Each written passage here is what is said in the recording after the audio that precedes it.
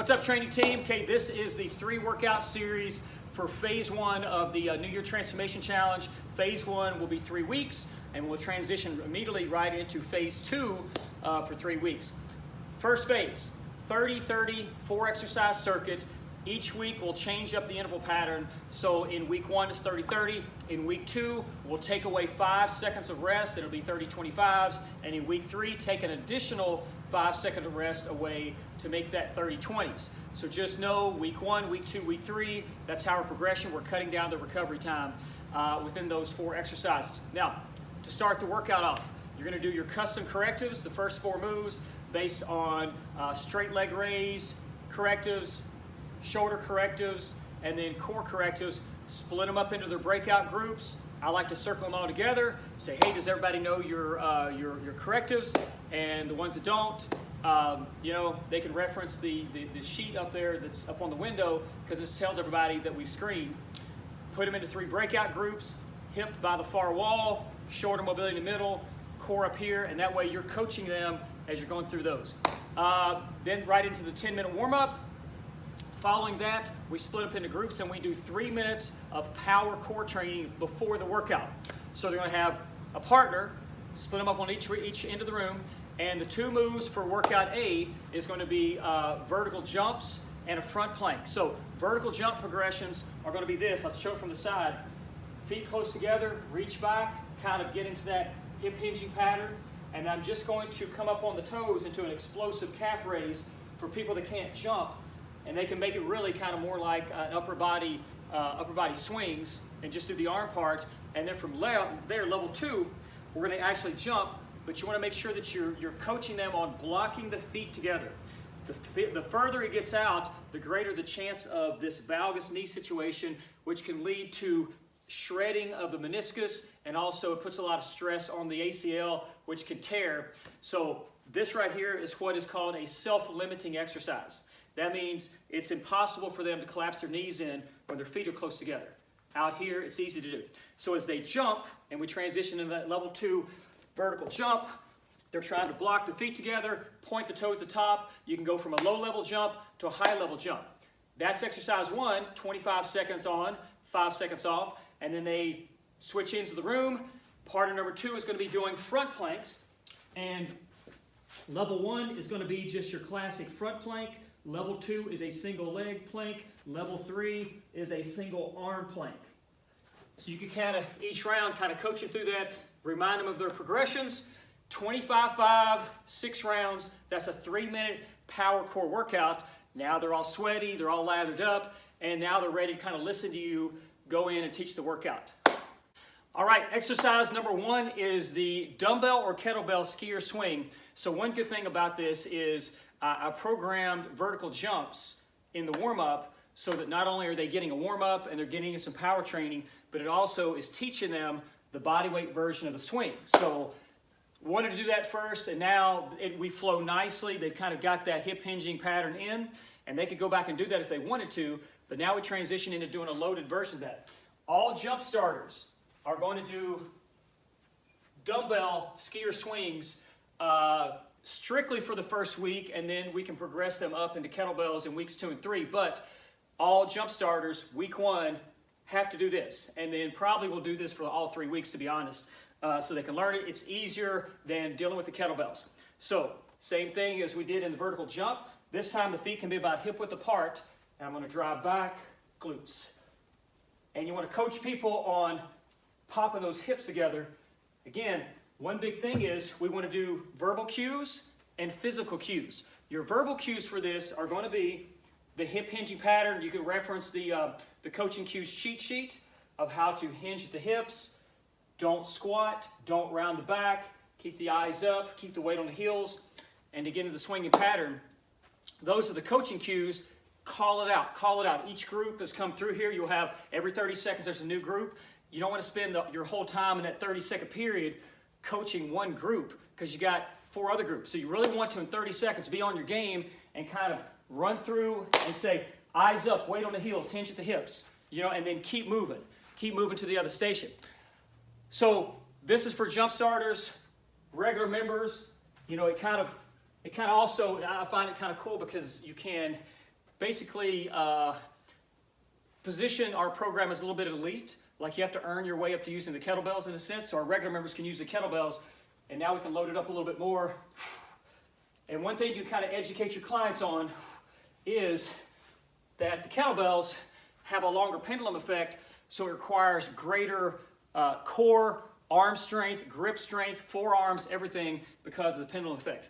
30 seconds on, 30 seconds off. If somebody could not do this, they would just regress back to just doing the body weight swings, kind of an explosive calf raise only. 30 on, 30 off, move on to exercise number 2. All right, exercise number 2, we're going 30 seconds of the stability ball push-up. Now the cool thing about this is your progressions are seamless. You can easily move from level 1 up to level 3 very easily based on where you position the ball. So the ball can either make it easier or harder for you. So first, level 1, we go hips on the ball because this basically supports a lot of my body weight, so I'm using very little arms and upper body. So we start there, screw the hands into the floor, index fingers should be pointing straight ahead, flat back, and then I'm just going to lower down, push back up in that normal push-up pattern. For level 2, I'm going to walk out to where the knees are on the ball. Now I get less help from the ball. Again, prevent any sagging. Don't let the hips sag. Keep the glutes tight. Lower down, push back up. And to make it the most challenging is to come up toes on the ball. Now it becomes a very unstable surface. Push back up and then back out. So always roll back off of it. Some people will try to go head first off of this. So make sure you cue them just on reversing out of that. Really good. Again, they can back and forth during that 30-second work period, kind of move up and back. And again, it's a 30-second station. You don't want to spend the whole 30 seconds coaching and cueing them, but verbal cues would be the normal push-up. Don't let the hips sag. Keep the elbows in nice and tight. Lead the body down as one stable unit and push through the palms, wide fingertips. And then physical cues is just coming in and basically positioning your hand right here so that they're not sagging. You know, by just touching right here, they'll instantly kind of tighten up. And also keep their shoulders down and back. Physical cues, some verbal cues. Again, you want to run through this station, give a coach, and then move on to the next station. Okay, exercise number 3, we're going 30 seconds of upper body pulling using the TRX low row. So you want to make sure these suspension trainers are set up in the mid-length position. So the foot cradle should be just about almost like mid-thigh. That's a good position. If you basically take them up to the yellow lines, this strap right here, that's kind of where you want it. And then we're going to start, all jump starters will start standing rows, shoulders for week 1, shoulders down and back, tight abs, tight glutes. Cue them, they can get a little bit wider base of support because that'll actually help them a little bit. And then get that concept of contract at the top, elbows past the rib cage, lower back down, pull through, squeeze it. And it's a great chance to use some easy cues on them, which are shoulders down and back, elbows past the rib cage, tight abs, tight glutes. That's kind of your verbal cues. Your physical cues should be taking the index finger, pointing, just tap. You don't want to push down on the shoulders. You don't like shove them down. But just by putting your index finger there, it'll get them out of this shrugging action, which a lot of them will do. So just tap it, shoulders down and back, and also the 2 fingers in between their shoulder blades to emphasize getting more scapular contraction. So those are 2 things, the fingertip and the 2 fingers, to really emphasize how to get them in position. I mean, once they do that, they get it. Now, regular members can get into they can do the standing row. Level 2 is the seated low row, where we sit on the floor from here and pull up from the ground. 30 seconds of that, squeeze it out. And then level 3, there's kind of a level 3A, 3B. Level 3A is single leg here, and level 3B would be both legs straight. So I'm pulling from there, okay? 30 seconds of that. So they can kind of choose. Again, run through the station. You'll have maybe a small group, large group. Give them a good coaching cue, maybe get some physical correction, and then move on to exercise number 4. Okay, for exercise number 4, we're going 30 seconds of split squat jumps. So for level 1, we're going to go into TRX assisted lunging.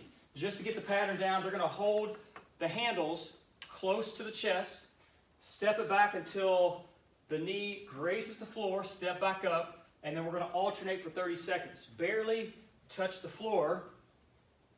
And I'll emphasize something. If they can't get their knee to the ground, I'll show you how to modify this in a second. Once they can successfully do that, 30 seconds there, we move into the drop split squat.